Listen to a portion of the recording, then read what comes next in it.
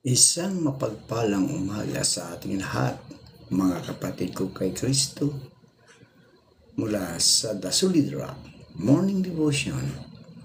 Isang kagalakan na muli tayo ay makapagbulay-bulay sa salita ng Panginoon sa umagang ito. Mga ilang minutong pagbubulay-bulay ng mga salita ng Panginoon upang papurihan at sambahin ang ating Panginoong Hesukristo. Ang ating pong pagbubulay-bulayan ngayong umaga ay matatagpuan sa Pahayag, Kabanata 21, talatang 1 hanggang 8. Ito ang sinasabi. At nakita ko ang isang bagong langit at ang bagong lupa, sapagkat ang unang langit at ang unang lupa ay lumipas na. Ang dagat ay wala na. At akong si Juan, nakita ko ang banal na lungsod, ang bagong Jerusalem na bumababang mula sa Diyos na buhat sa langit. Ito ay inihanda na katulad ng isang babaeng ikakasal na ginayakan para sa kanyang magiging asawa. Narinig ko ang isang malakas na tinig na mula sa langit. Sinabi nito, narito ang tabernakulo ng Diyos ay nasa mga tao. Siya ay manahang kasama nila. Sila ay magiging mga tao niya.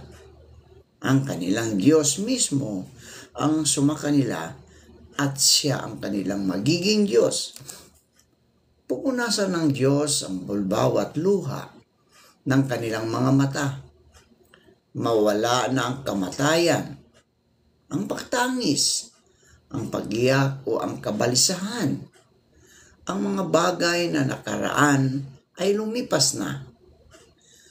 Ang nakaupo sa trono ay nagsabi, "Tingnan ninyo, ginawa kong bago ang lahat ng bagay."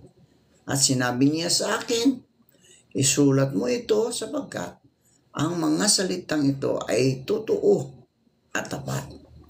At sinabi niya sa akin, ang lahat ay naganap na. Ako ang Alpha at Omega, ang simula at ang wakas.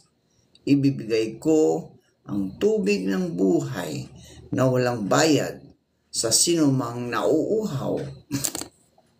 Ang magtatagumpay ay magmamana ng lahat ng bagay. Ako ay kanyang magiging Diyos at siya ay magiging anak ko. Ngunit ang mga natatakot at ang mga hindi sumasampalataya, ang mga kinamumuhian ng Diyos, ang mga mamamatay tao, mga mapakiapid, mga ngaway, mga sumasamba sa Diyos-Diyosan at lahat ng mga sinungaling, ang bahagi nila ay sa lawa na nagniningas sa apoy at asupre. Ito ang ikalawang kamatayan. Pinagpala na po tayo sa pagkabasa at pagkarinig ng salita ng Panginoon. Tayo po ay manalangin.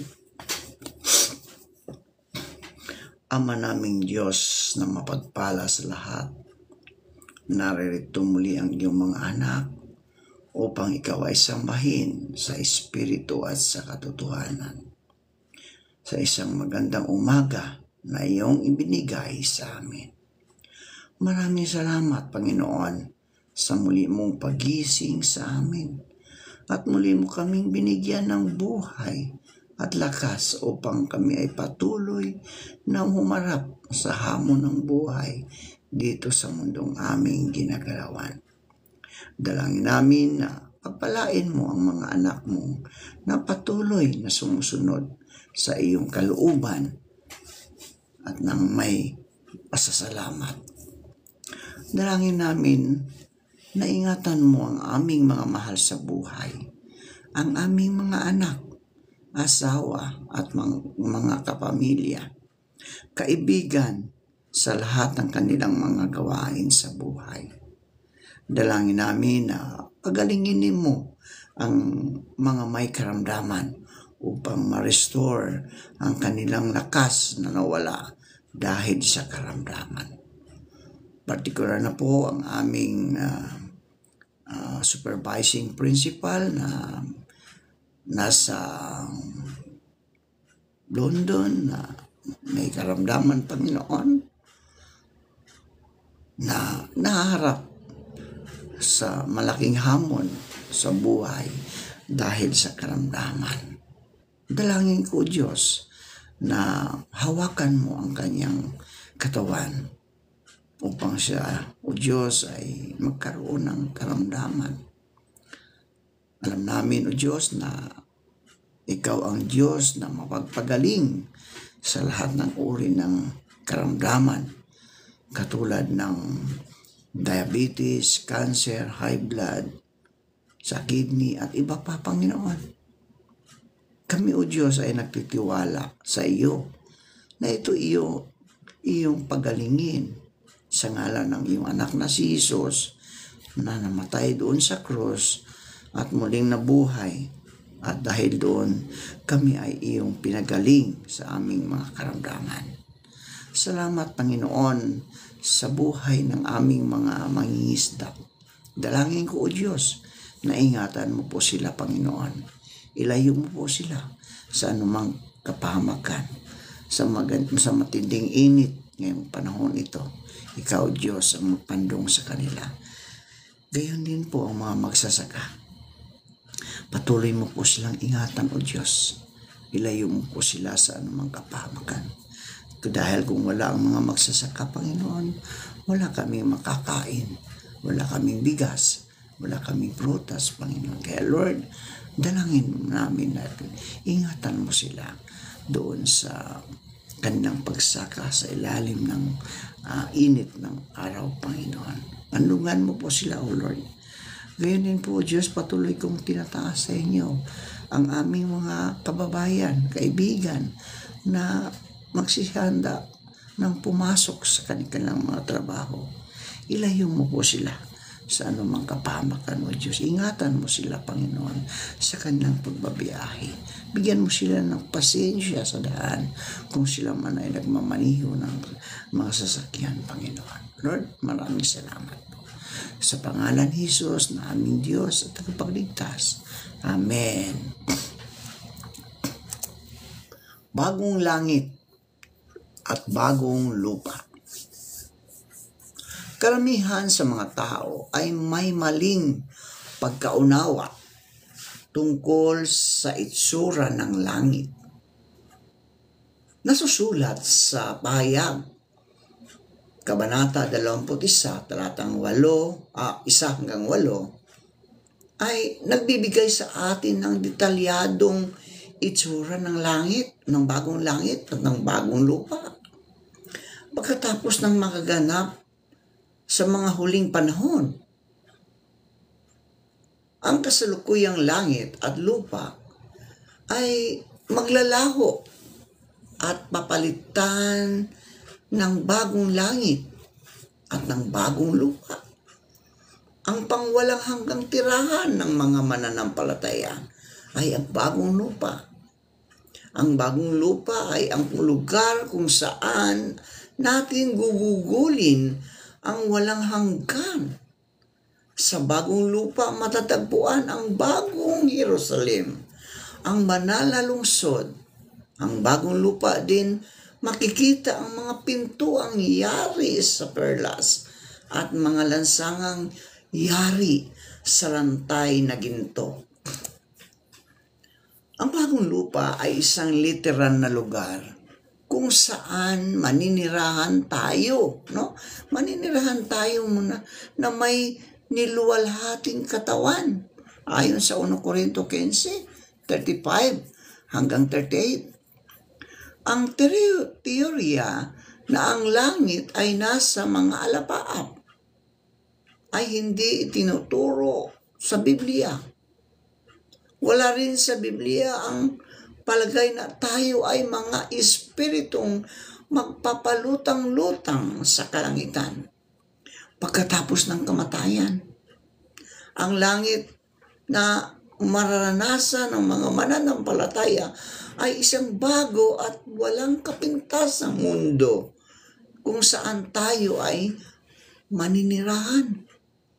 Ang bagong langit ay magiging malaya mula sa kasalanan, kasamaan, karamdaman, kahirapan, at kamatayan.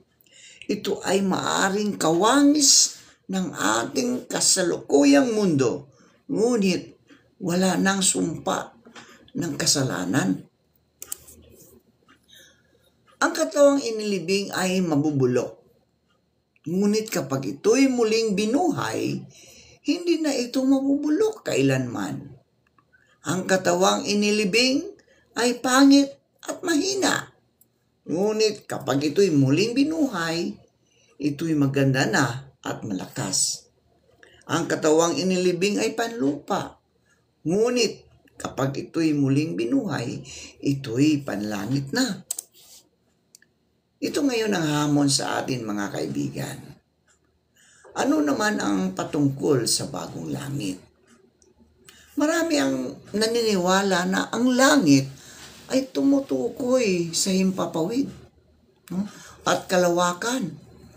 Ganon din sa kaharian na siyang tahanan ng Diyos. Kung gayon, ang binabanggit na bagong langit sa pahayag 21, talatang 1, at nakita ko ang isang bagong langit at ang bagong lupa, sapagkat ang unang langit at ang unang lupa ay lumipas na, ang dagat ay wala na. Ito'y nagpapahiwatig na ang buong sangkalawakan ay muling likhain. Isang bagong lupa, bagong himpapawid, at bagong kalawakan. Ipinapahiwatig din na ang buong kalangitan ng Diyos ay muling lilikhain rin upang mabigyan ang lahat ng bagay sa sandaigdigan ng isang panibagong panimula. Maging sa pisikal o sa spiritual. Maaari ba tayong makapunta sa bagong langit? Maaari. Ngunit kailangan pa nating maghintay upang malaman ito. Nawa ay hayaan natin ang salita ng Diyos ang siyang magpaunawa sa atin ng mga katotohanan patungkol sa langit. Magkaroon ba ng mga panahon sa bagong lupa? Magkaroon ba ng gabi? Tingnan natin sa pahayag 21, talatang 22 hanggang 27. Ito ang sinasabi, At wala akong nakitang templo sa lungsod, sapagkat ang templo nito'y ang Panginoong Diyos na makapangyarihan sa lahat at ang Kordero. Hindi na kailangan pa ng lungsod ang araw, tanda na, hindi na kailangan ng lungsod ang araw o buwan upang tumanglaw doon, sapagkat ang kaluwalhatian ng Diyos ang liwanag nito at ang kordero na ang ilaw nito. Sa pamamagitan ng ilaw nito ay lalakad ang mga bansa at ang mga hari sa daigdig ay magdadala ng kanilang kaluwalhatian sa lungsod. Ang mga pintuan nito ay hindi sasara kailanman sapagkat wala ng gabi doon. Di ba? Wala ng gabi. So, sa loob nito ay dadalhin ang kaluwalhatian at karangalan ng mga bansa.